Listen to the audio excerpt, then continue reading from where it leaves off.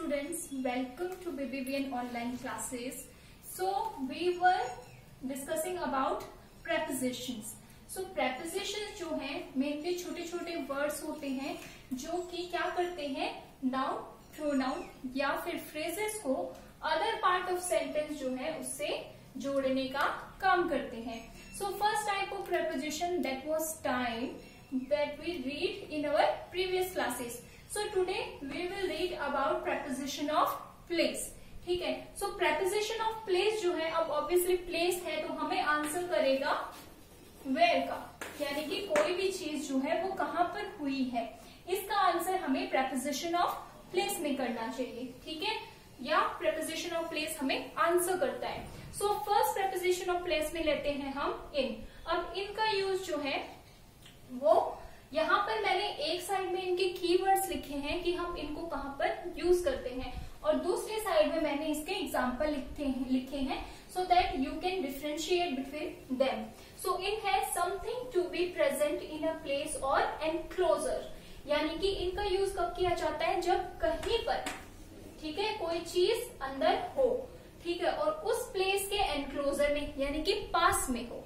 ठीक है, सो हम एग्जाम्पल देखते हैं. Your shirt is in the closet. अब शर्ट कहाँ है, क्लोजेट के अंदर है, तो यहाँ पर क्लोजेट का और शर्ट का जो है वो एनक्लोजर हुआ है. ही लिव्स इन इंडिया, कहाँ पर रहता है, इंडिया में. ठीक है, तो यहाँ पर इन जो है वो as a preposition he lives, ठीक है, जो नाउन है और sorry other part of sentence है, और इंडिया जो हमारा नाउन है उसमें लिंकिंग वर्ड का भी काम कर रहा है, प्लस हमें ये भी बता रहा है कि वो रहता कहाँ पर है, इंडिया में. Second preposition is at. At जो है वो हमने टाइम में भी पढ़ा है, लेकिन एट एज अ टाइम जो है वो हमें एग्जैक्ट टाइम बताता है, और यहाँ पर हमें इंडिकेट्स एन एग्जैक्ट प्लेस. ठीक है, यानी कि हमें श्योरिटी देगा, स्पेसिफिक प्लेस बताएगा. So for an example, he is at the door. कहाँ पर है वो, दरवाजे के जस्ट बाहर खड़ा हुआ है. He is at home now, अभी वो कहाँ पर है, घर पर है. सो वेयर का आंसर जो है वो प्रपोजिशन ऑफ प्लेस करती है, और एट जो है वो हमें एग्जैक्ट प्लेस का आंसर करता है. Third one is on. On हमने कहाँ पर पढ़ा था, प्रपोजिशन ऑफ टाइम के टाइप में भी पढ़ा था, और हमें वो क्या कर रहा था, एग्जैक्ट टाइम बता रहा था, जैसे कि, लेकिन यहाँ पर प्रपोजिशन ऑफ हम किस में पढ़ रहे हैं, टाइम प्लेस में. सो पोजिशन बताएगा किसी चीज की. Above but touching the object. ठीक है, अगर यहाँ पर ये टेबल है, ठीक है, और ये हमने यहाँ पर बुक रखी हुई है, तो ऊपर रहेगी प्लस जो सरफेस रहेगा उसको टच भी करेगी.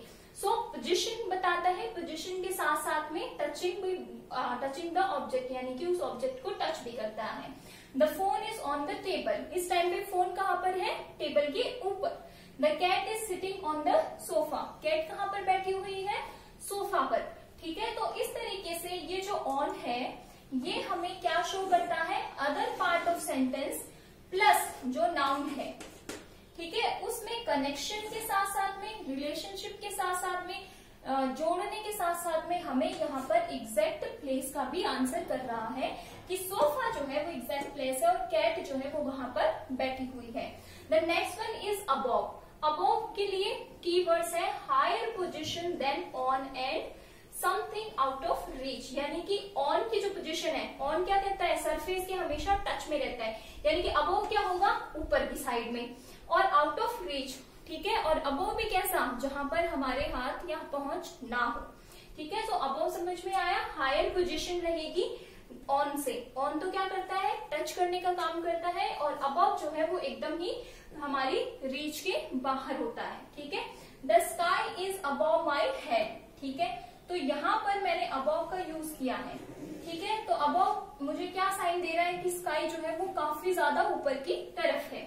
The bird is flying above the bridge, यानी कि ब्रिज के ऊपर से उड़ तो रही है, कहने का मतलब है, लेकिन जब यहाँ पर मैंने अबव का यूज कर दिया, इट सिंपली मीन्स बर्ड्स की जो हाइट है वो बहुत ज्यादा है. The next one is over. Over हमें क्या शो करता है, position between on and above and not touching, यानी कि ऑन सरफेस को टच कर रहा है, और अबव की पोजीशन जो है, ऊपर की जब बात करते हैं तो बहुत ज्यादा हाई है, बट ओवर की जो पोजीशन है वो इन दोनों के बीच में की है, plus position between on and above and not touching, यानी कि टच नहीं हो रहा है। For example there are clouds over the hills. Clouds कहां पर है, ये जो हिल्स है इसके ऊपर ये क्लाउड्स हैं, यानी कि ना तो ज्यादा ऊपर है ना ही ज्यादा टच में है हिल्स के, लेकिन हिल्स के आसपास में है। A bird flu over my head, ठीक है, मेरे सिर से एक बर्ड जो है वो फ्लाई करके गया। अब ना तो ज्यादा ऊपर उड़ रहा है ना मुझे टच करके निकला, तो जहां पर बीच में बात आती है वहां पर हम ओवर का। So the next one is under. Under opposite of and on and below the surface, यानी कि अंडर क्या होता है, अपोजिट होता है किसका, ऑन और बिलो। ठीक है, हमने ऑन और बिलो का यूज देखा, उसके जस्ट अपोजिट होता है और क्या होता है, नीचे की तरफ अगर कोई चीज रखी हुई है तो हम अंडर का यूज करते हैं। See the cat is under the table, यानी कि कैट कहां पर बैठी हुई है, टेबल के नीचे, but not touching the surface. ठीक है, the book is under my glasses, यानी कि किताब जो है या बुक जो है वो मेरे ग्लासेस जो है उनके नीचे है। ठीक है, so next one is below.